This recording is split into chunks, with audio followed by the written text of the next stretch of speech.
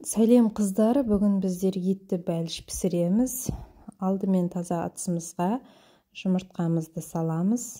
Және азғантай тұз, қаймақ 20%, және сары май, ерітілген сары май, бөлме температурасында еріген сары майымыз салып, барлығын араластырып, ұнымыздың үстіне разрыхлительді салып, жарты шай қасық разрыхлительді салып, ұнымызды електен өткіземіз. Арнайы електен өткізіп алып, барлық қоспаны илеп араластырып, тесті жасаймыз. Тестіміз қолымызға жұқпайтын жұмсақ тесті дайын болып шығады. Тестіні салафанға салып, жарты сағатқа тоңазытқышқа қойып аламыз. Енді ішіндегі салмасын жасаймыз.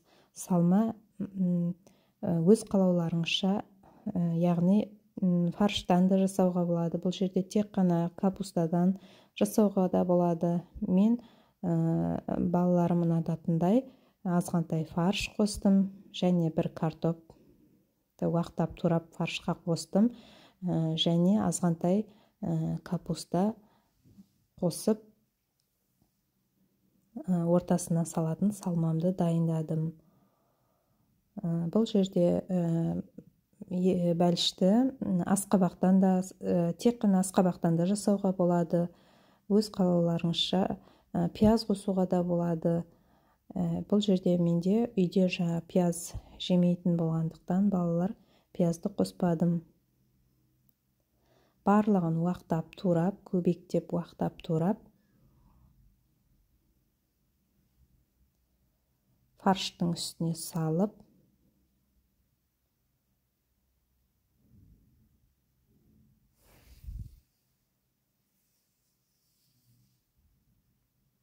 барлығын араластыратын боламыз.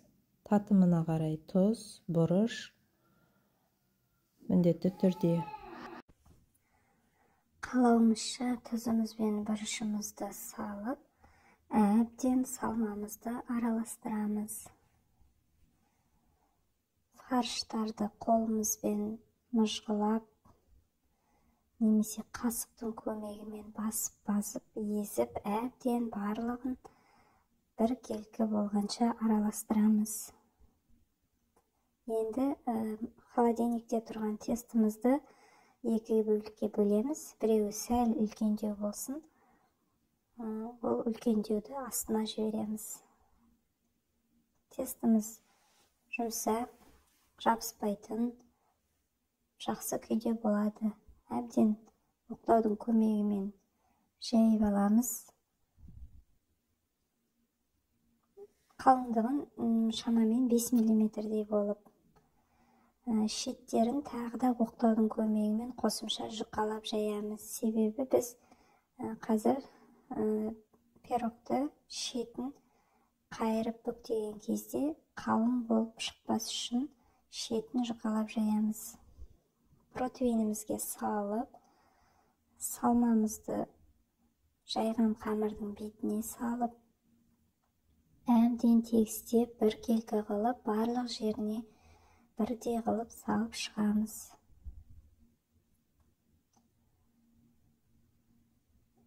Және де салып болғаннан кейін фаршты бетіне жұқалап сары майдан салып жіберсеңіздер болады.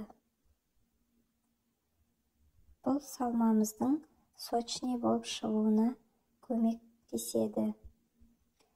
Екінші бетін тестісін жайып, шеттерін жұқалап жайып, салманың бетін жабамыз.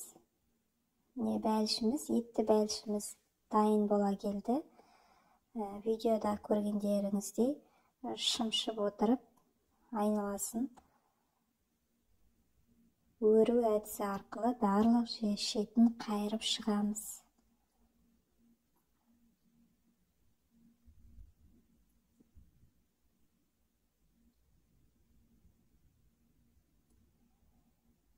Ашық жер қалмауы тиіс.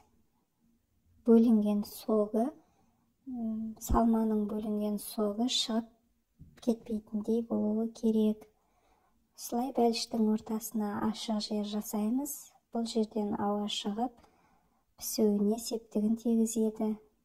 Міне жұмыртқаның сарысымен бетіне жағып, күнжөтімізді сеуіп, қызып тұрған пеште 180 градуста 40-45 минуттай пісіріп аламыз. Міне бәлішіміз дайын болды, пісті. Енді кесіп ортасын көреміз.